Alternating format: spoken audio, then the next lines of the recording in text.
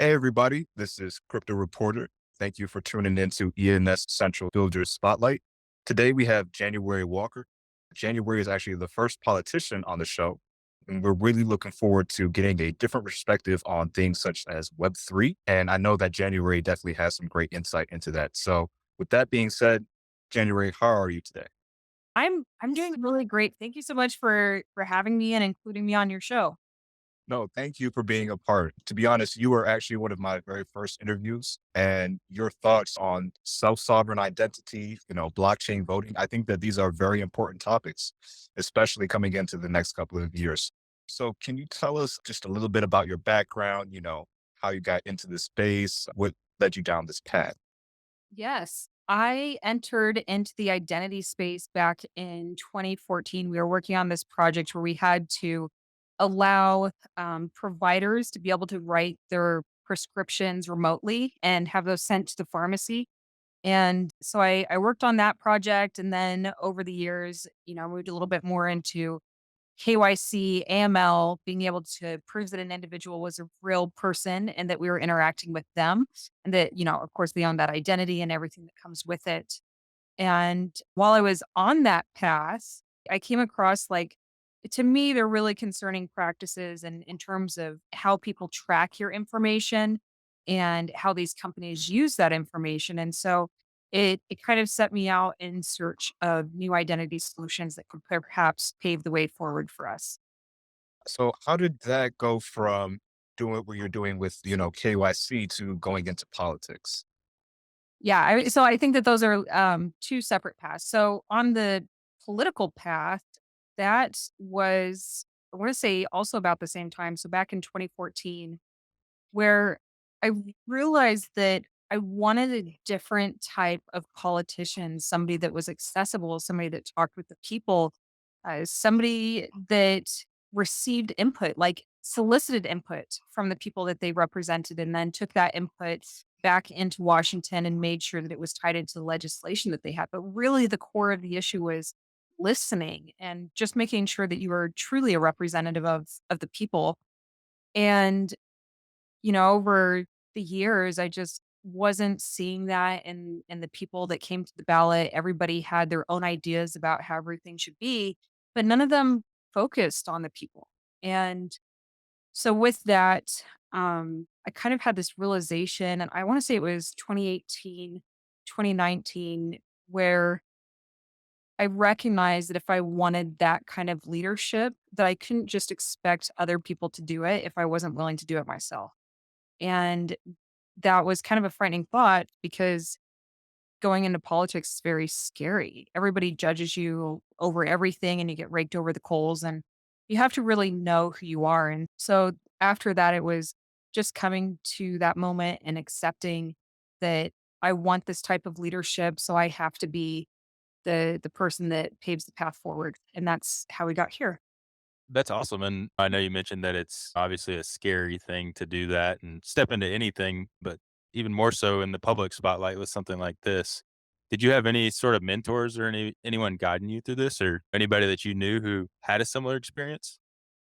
I pretty much entered the world of politics without any experience, without knowing who to talk to, who to contact.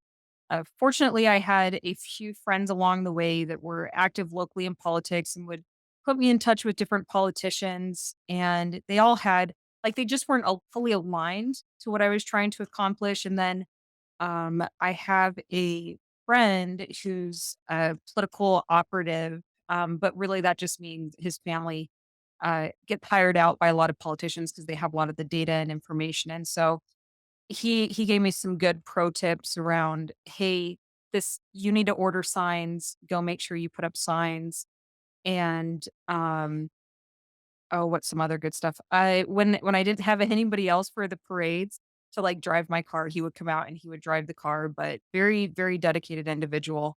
And everything that you've seen, everything that we've accumulated, the social media, everybody that has reached out has really just been those that heard the message and believed in it. So we're 100% organic campaign, which I don't know other people that have that. I mean, tell me, do you know of other politicians that are 100% organic? No, and it's extremely impressive. I didn't know that you were really just doing this, all on your own at the beginning. You didn't have anybody guiding you. So that makes that way more impressive as well. It was a good time. It was a good time. There were some hard parts in there and, some other things that were like, "Oh, we got this," good days and bad days. Yeah, I'm sure. And just the fact that you were able to get it was what, about 10,000 votes, right? It was 16,740 votes is what we walked away from or Oh, walked away. wow. Wow, I Yeah, didn't even so realize well that. over 10,000. That's awesome. I checked out your, I think it was Ballotpedia a bit, just kind of on the different policies that you were focused on and passionate about. And one of the things that I saw that really stuck out to me was the tech aspect of it. I'm Mhm. just going to read a line from it just so that the listeners have it. But on it, you stated that tech such as blockchain technology could provide a path to eliminating wasteful government spending, accelerate benefits to veterans, return personal privacy to citizens, and bring trust to elections. I mean, that right there just says everything that Web3 can be about, all in just one line, which is really powerful. I mean, would you mind explaining a little bit more on that and just furthering that concept? Yeah, I would love to. So, one thing that I wanna expand on before I get into this, because I think it's a crucial gap closer for people that are listening, but it's how I came into blockchain technology. So I mentioned to you some of the concerning practices that I was seeing within tracking people, how so behavioral biometrics specifically is what set me off. And essentially, everything that you do with technology. So this could be like right now we have cameras and recordings. Like where do those recordings go? What is that information? The way that you type on your computer, you have a specific pattern that you type. And so when you're on all of these websites, whether it's Twitter or Google or maybe your bank, right? The financial industry uses a lot of behavioral biometrics. It actually can tell like, oh, is this the crypto reporter or is it not? Is it somebody else? And then, it is neat to have them be like, oh, this is definitely not the crypto reporter, so don't let them in, right? Even though all the information is correct.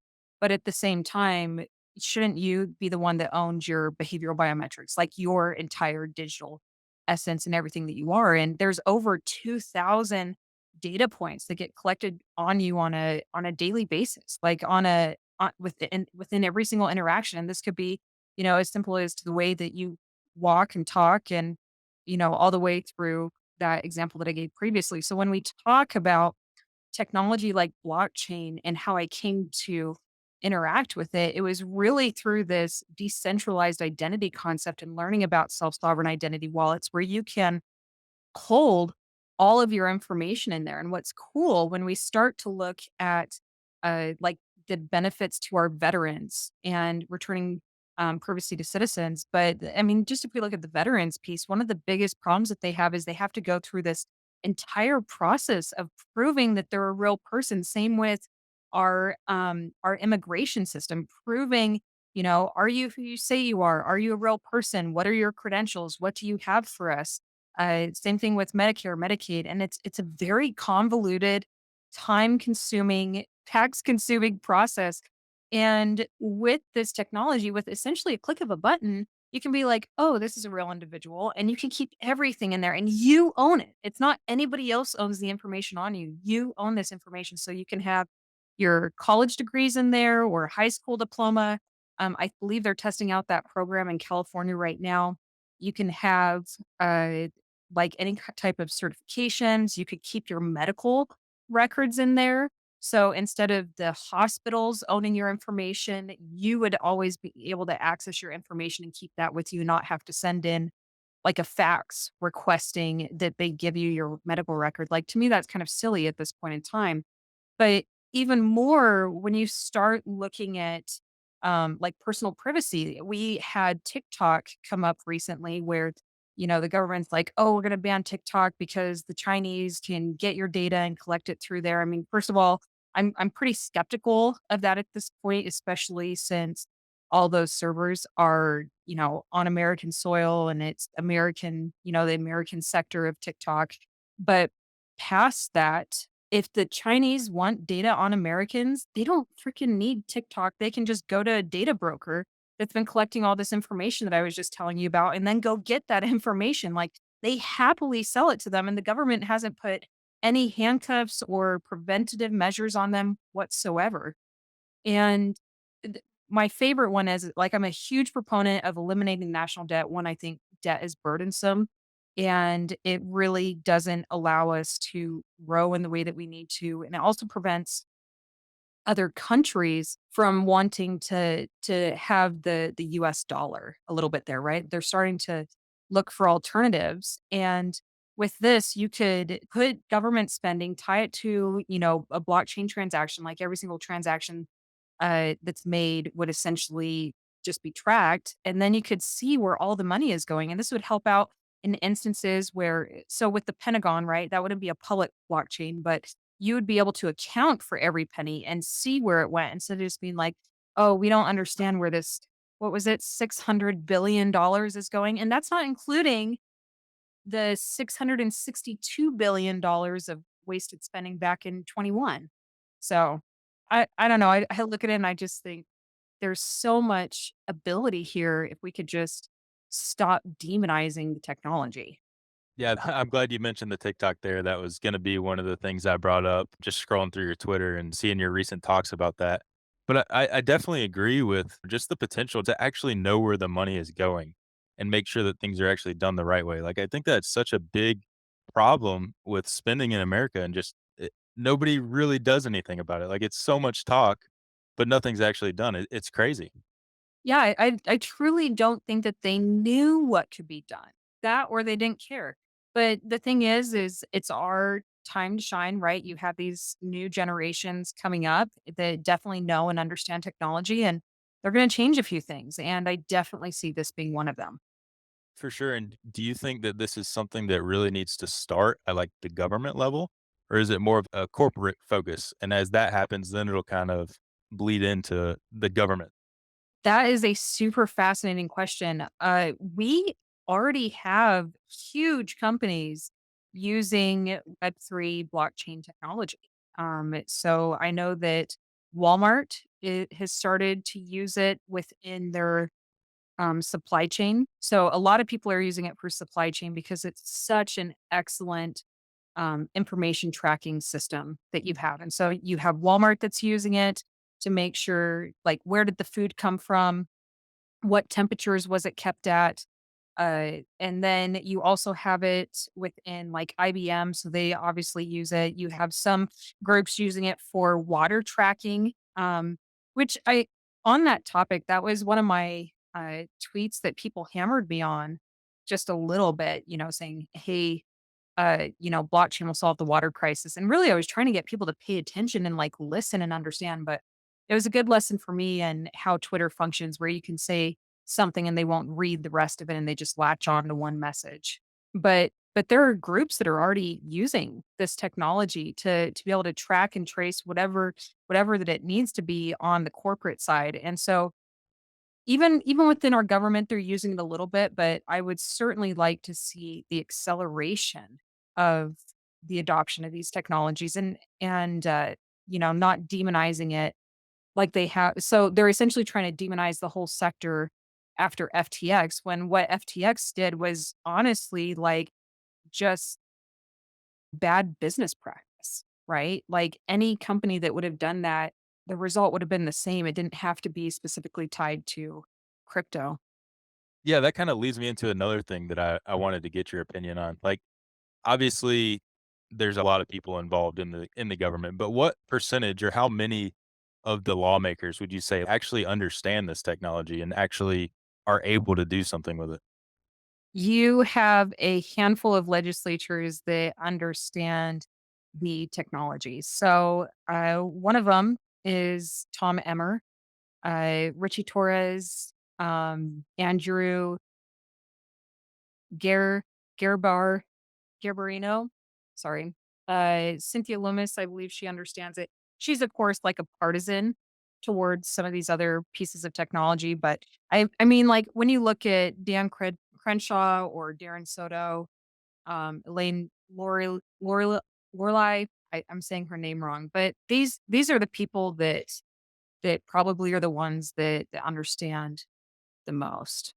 And that's not a ton, right? We need to have more people in there. And this, I think, was one of the saddest outcomes of the 2020 election is that there's so much caution or people saying, hey, this is a scam or distrust. That's the word I'm looking for. There's so much distrust within the sector that what you need most now, what the Web3 community needs most is to stand behind politicians that support them and to fundraise and to say and to put their voice in government, right? Because we can't escape government no matter where we go in the world. There's always going to be some kind of leader there.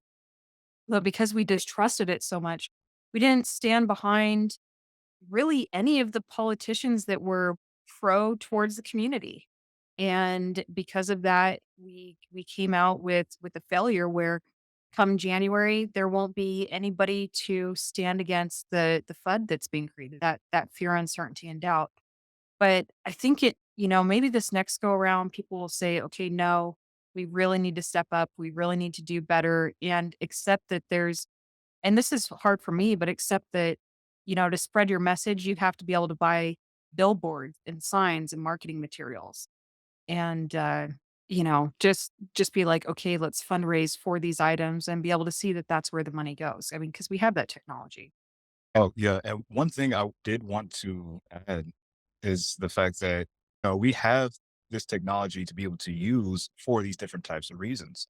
One of my favorite projects was something actually created by Sadaf.eth, and it was trying to help out when it came to like natural disasters. So I think I actually reached out to you at one point as well, as far as to be able to help out with the campaigns and things like that. But what you're starting to realize is that, okay, now we have the ability to self fund, right? So, in fact, with the Ukraine situation, they were able to, send different types of tokens or NFTs to Ukraine.eth. And I think that was one of the great things that the technology is able to do for us. We're able to, send funds, be able to grow and to be able to invest within the community by something just as simple as an ENS name. Right. Great.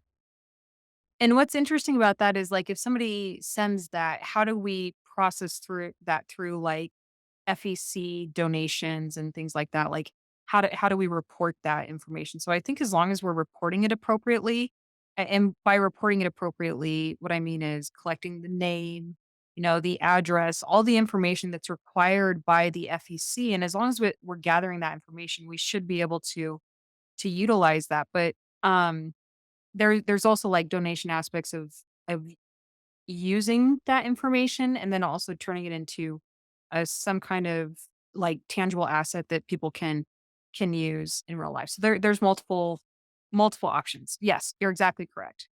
I think it's somewhat tricky too because it's like Web3 is a balance of privacy, but also identity at the same time. So it's like you have the ability to be private and, send funds by just creating a new wallet.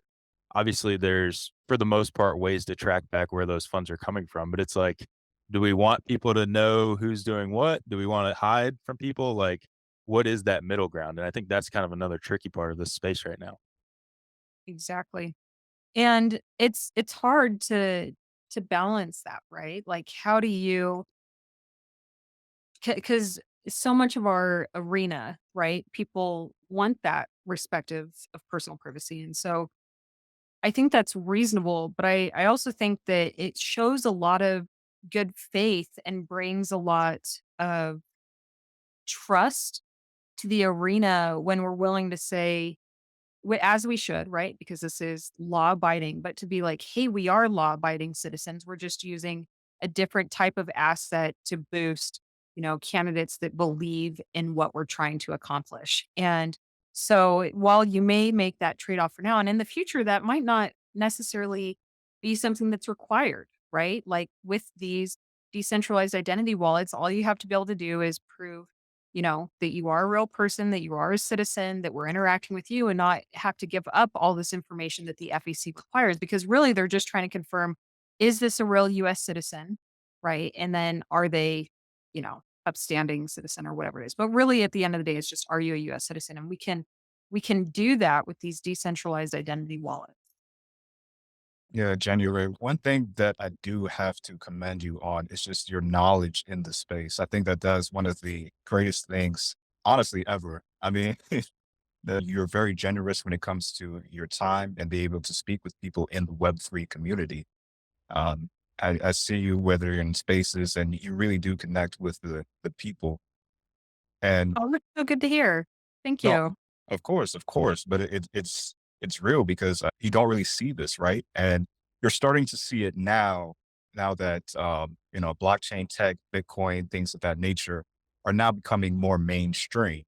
But I mean, before you, I didn't really know anyone that was really in the spaces like that, really trying to connect with people and understanding these concepts because I try to, be able to explain it every day. Like these things are our future, right? This is what's coming down the pipeline. So we want to be aware of these certain topics like decentralized identity, like things as far as Bitcoin, like things as far as blockchain tech and self sovereignty.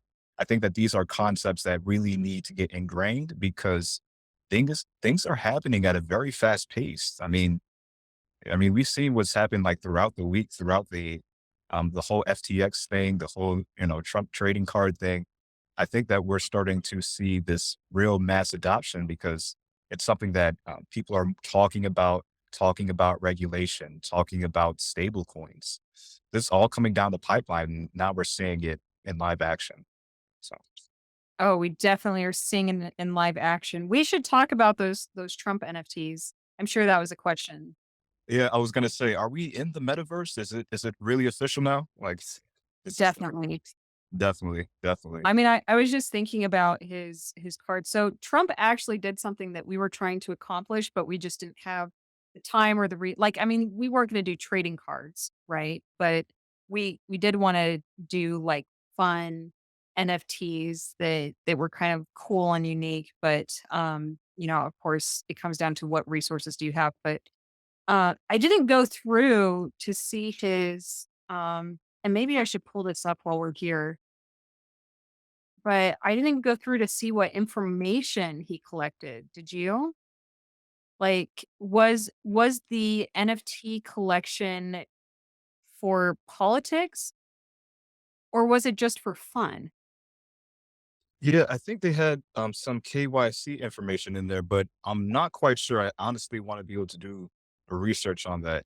But I did actually see something from I think it was Watcher Guru stating that some of the cards were actually had like water what is it called water print.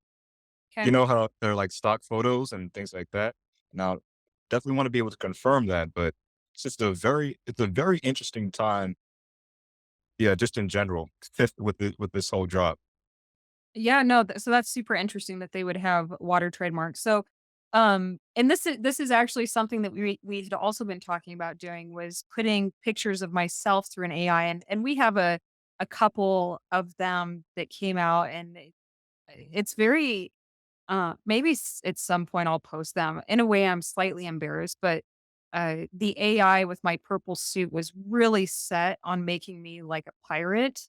So I'll show you here. Some of these are not the greatest. Oh, but you can see the purple suit, right? So it Right. really like latched on to the purple suit and making me like a pirate.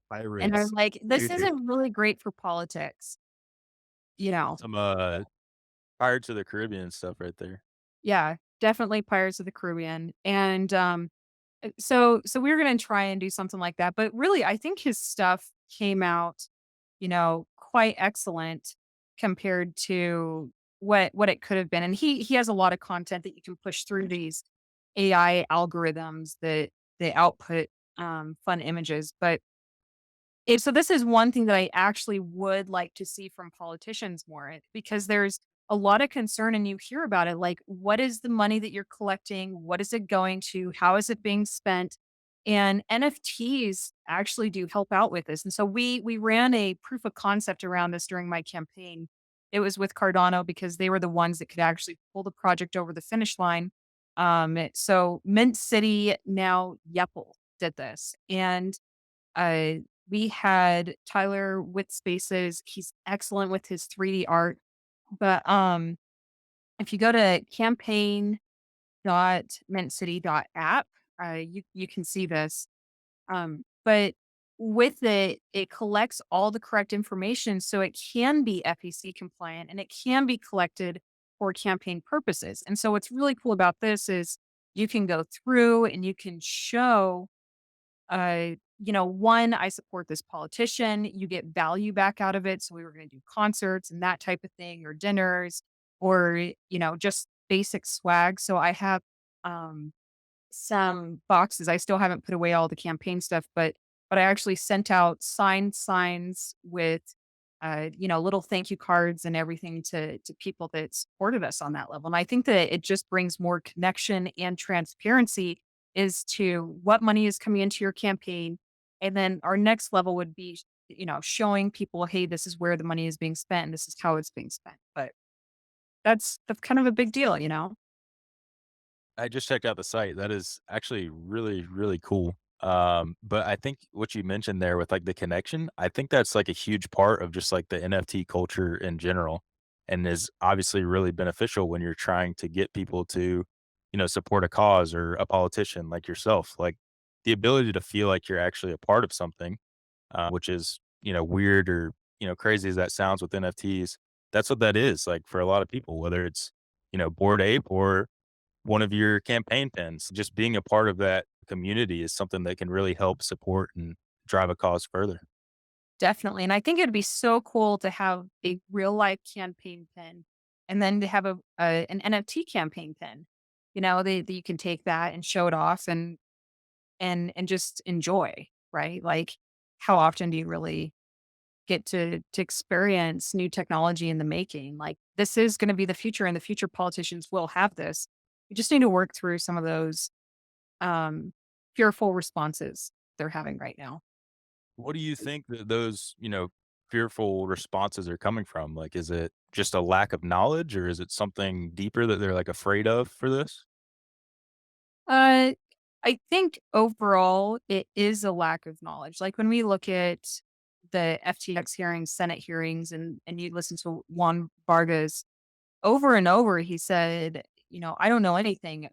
And you just hear that and you're like, okay, so you don't understand why people are doing this. You don't understand why anybody would be interested in doing crypto or whatever it happens to be. Like take a step back and learn. But then you have people that are in their ear that are saying, no, this is bad. We don't want it. And it's probably because there is that streak within the community that says, get rid of the government, overthrow them all. And nobody really enjoys hearing that, right? And then there's it's actually less fraud is associated with crypto than it is with fiat by a large bit. I think fiat's like 6%. And within the crypto sphere, it's 0.043% or so. So it's something really small. But they hear these alarming cases and they're like, oh no, we need to protect people. And so I think that there's a lot of that. And then there's probably the people that are annoyed.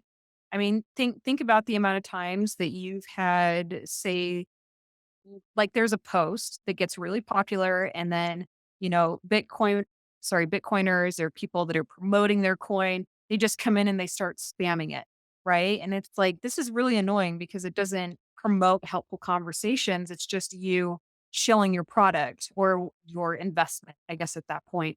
So I think that there's that. And then I think that they don't fully know what the utility is. And I hope that at some point they reach out. I mean, I know I'm a little bit of a firecracker probably for most politicians, but I hope they do reach out and have these conversations and see what the potential is and what the right legislation is. Because we do need to foster innovation, but we do need to protect people at the same time. So I think that that's where this root of concern is coming from with people today, and the fact that they just don't understand the technology. I say that in the kindest of terms. Yeah, I think the crazy thing is that, like you said, a lot of people are just simply unaware of the technology and the different use cases, why people use it as a hedge, why people, want to be able to be in this field. But I think that down the line that more and more people are going to start to understand the different use cases. Um, so let me ask you this question. Do you think we are in that initial phase of like mass adoption? Have we reached that peak yet, that pinnacle? Or if not, how long do you think that will take? I think that we're starting to see adoption. I wouldn't say that we're at mass adoption yet. Like the other day, I was up in a city called Lehigh, which is at the heart of Silicon Slopes. So Utah is replacing Silicon Valley with Silicon Slopes. And I did see a crypto ATM there, which was kind of new for me. Like maybe they have that in other places where they're just really common, but I hadn't seen them out here before. And so I think that it's starting to garner that mainstream adoption, but I don't think that we're there yet. And any of these scams or concerns or crashes, or even just as simple as calling each other scams when we don't like each other. Like when you think of crypto, just think of it as like a stock investment. So it's essentially one stock calling another stock bad because they don't like their product and they want their stock to go higher so that they get, more money inside. It's the same concept, but it's really harmful to say terrible things about each other. Like at the end of the day, we're all in this together. Yeah, if we spot something that's bad, like let's make people aware, but don't be toxic towards each other and try and avoid maximalism. I think that's a really good point. And then just kind of touching on, the are we at mainstream or when will we get to mainstream? Like, I think a big part of that, and it's something we've talked about with some previous guests as well. It's just like it will be mainstream when people don't really realize that they're even using it. Like the ATMs you're Right. talking about, like when people aren't looking at it like, oh, that's a crypto ATM, just that's an ATM. Like the Walmart technology you were talking about, like the employees are using it. They might not realize they're using blockchain technology, but the more we can, you know, put it into everyday life, companies incorporating it into royalty programs, things like that. Like that's whenever it's going to be really mainstream, in my opinion. Exactly. And one of the paths to making the adoption of this technology mainstream, keep in mind, I am partial to the identity space, right? People talk about crypto. I don't get as excited about crypto as I do identity. And with this, being able to have your driver's license on a decentralized ID is going to be huge. That's going to be so amazing. The same thing with your voter registration when you can vote from your mobile from anywhere in the world and be like, yes, this is 100% the person that's casting the ballot. They didn't have to stand in lines, they didn't have to do anything. And you still have immutable, this immutable record. Like that is going to be so huge for us. And I'm just very, very excited for that moment. But I think that once we start transcending that ID piece, and that's what I've been trying to work on this year. And of course, next year, that's going to be a huge focus. That's when you're going to see this go mainstream. So keep an eye out for those companies that are doing decentralized IDs. Because that is where the mass adoption stems from within Web3. Yeah, wanted to really ask the question that came to blockchain voting. I think that that's going to be very important going forward. And so, January, how long do you think it's going to take for that to get into place where it's a standard where we are able to use blockchain voting? And why do you think that so many people are afraid of the term? Because I don't see many people actually talking about it. Yeah. So Utah, I was first introduced to blockchain voting in Utah. They just positioned it as mobile voting, but it really was on a blockchain. It was with a group called Votes. That's VOATZ, and they've used this in a few other states. But I think that there's a lot of fear. Again, it's that fear that's driving the conversation. Is it actually provable? Is it immutable? And the people that know and understand the tech, we have to push forward and we have to talk to our legislature. So January is coming up. You're going to have a lot of people in office that are looking at legislation. Present something to them, and it's by working together and collaborating together, whether at the state level or the county level, going through and teaching people and saying, hey, I want to take you through this technology. It's really great. It can be used, same stuff as we have today. It can be used in person. It can be used in combination with paper ballots. It can be used from anywhere. It can help expand, uh, voter turnout, right? Like I did a poll the other day just because somebody said if they could vote from their phone, that it would increase voter turnout. And I was like, okay, I would be interested in seeing if that's a true statement. It was 90% of people said that if it was available, they would utilize that technology. And I think that's huge. A huge thing, especially since we've had the lowest voter turnout since 2014.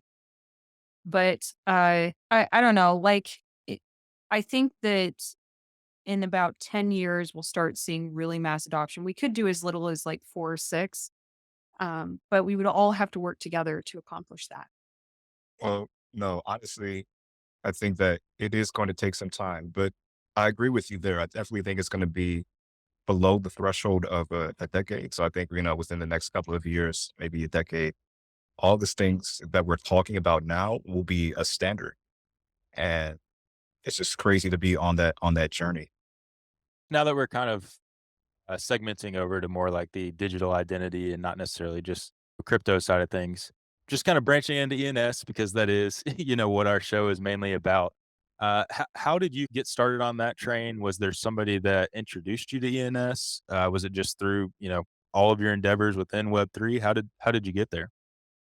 Yeah, so I am very closely aligned to the Forward Party. If you haven't heard of them, their big thing is we're not left, we're not right, we're forward. They're all about political solutions and finding ways to bring people together and just solve this political rift that we have today. And Andrew Yang, who he's a former US presidential candidate, he left the major parties and, founded the Forward Party. But he has a DAO called the Lobby 3 DAO. And so we were doing a space between myself and Forward Party and Lobby 3. And we had some crazy people join the room that day. And it was Novax. Novax is huge within the ENS space, but he came in and he's like, "Yo, he just like saved the day because it was about to go downhill and he prevented it from going downhill and he invited me to his space." And I guess he's associated with the Lobby 3 DAO and just a really remarkable human being. I don't understand why he's not some singer on a huge stage because he is that good. His voice is that good. I hope, if you have time, I hope that you'll play just a little clip of anything that he does because it's so engaging and I feel like he's a star. But so he introduced me to the community and you guys are just so nice. You gave me an ENS Maxi, which I'm just completely grateful for and all the good things that go along with that. Oh, Novex is amazing. Shout out to Novex. For those who don't know, he's definitely a great part of the ENS community. And I've definitely been able to work with him in the past. But yeah, it's a genuine soul, and he can sing. Right about that one. Yeah, absolutely. Absolutely. I think she's the one that introduced us, isn't that correct? Something like that. I remember the day because a lot of crazy stuff ended up happening. I think it was the day that Sean Murray, who was actually one of the people on the show, as he got retweeted, I think it was by like Blockworks or something like that when the Coinbase thing was happening. And Coinbase was actually able to integrate ENS during the time, and it was actually that day that you came on board and started to talk and pretty much introduce you to the ENS community. But it was an awesome day, definitely an awesome day. Yeah. It's fun how events always seem to coincide like that. And was Utah a politician? Is that the first .eth that you registered? Yes, it is. That was the first thing that we did with the campaign was we registered that. And that was it was actually a gift from a follower and they kind of said like use it well, right? And I think that we certainly have. So we have Utah politician for public stuff and then January Walker for personal, but because of my employment, I actually don't huddle. Like there's just way too many hoops to jump through. I mean, I'm limited to like 5 trades of stock a month, right? That's how on lockdown my Really? work. yeah, my employment is because I work in cybersecurity and the financial sector, and it's a very central company that a lot of people know about. So they keep everything on lockdown, absolutely. And so it's if it's associated with the campaign, right? Like there's more leeway there, but if it's my own personal stuff, it just doesn't work. Gotcha. Yeah, not gonna lie, I did a little bit of wallet stalking there, so I was surprised to only see 3 .eths there. I was hoping you'd have some more. I didn't know if you had another wallet hidden there or something that you had some other ones hidden with. Yeah, that's honestly the reason why is because it's owned by the campaign, right? And then I just like at the end of the day, a girl's got to eat. I got to be able to pay for my internet to talk to you and the house or the heat um that fills my home, right? So I'm not freezing out on the streets. And the almost ski days.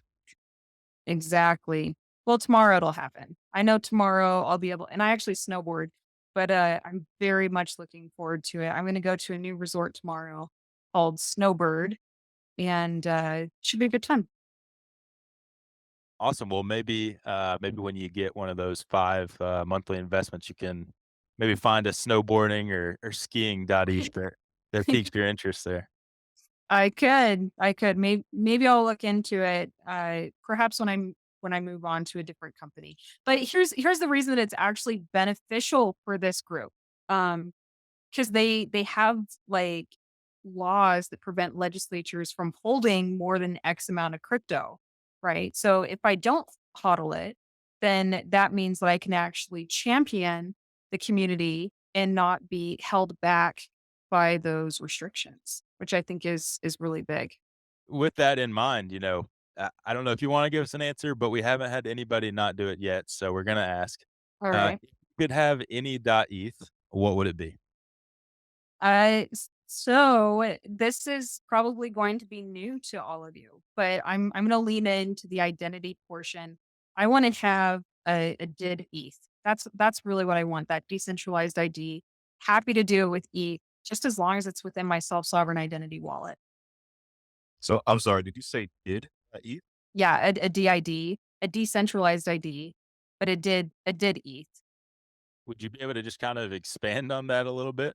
Yeah. So this could be like so the state of Utah, they actually do marriage licenses now on ETH, right? So I think that that's pretty interesting although I don't think that they did it as an NFT. I need to go back and see exactly how they did this. Um, but they did that and I would love to see like my driver's license on an ETH. So of course, leaning into that identity portion where everybody else is excited about, the NFTs, the crypto, everything that comes out of this community. I cannot wait. I cannot stress it enough either, but I cannot wait for the identity aspect to come out and where I can have these DIDs within my wallet. And I know that groups are looking at doing it on ETH. So to have maybe ETH will be the first one. You never know. Yeah, it seems like, Polygon, Ethereum, like, all of those are a big focus for a lot of the corporations getting into this, so I'd say there's definitely Exactly. some promise there for sure. But that is the first answer we've had like that. Usually, it's just a first name, but I guess you already have your name, not January, but January Walker, so that's covered. But Mhm. definitely a first for that, and I appreciate you giving us an answer. But thank you again for coming on today. I really appreciate your time. It's been great hearing, a different perspective from some of the normal people that we have in this community, and really looking forward to seeing what you do in the political sphere. Yeah, thank you. It's not just me though, it's all of us, right? Because at the end of the day, we all have to work together to accomplish everything that we're trying to do.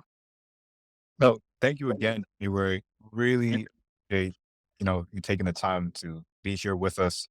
One of the things that really did strike me about you was, like I said, you're active, you're in the community, you're working with people, you're trying to find solutions. And I think that as blockchain voting, as Bitcoin, as, the whole entire Web3 ecosystem evolves, we're definitely going to start having some difficult conversations. And I think that, putting people in place that actually understand these concepts is very important to the growth in the space. Yeah. Thank you. And thank you for having me.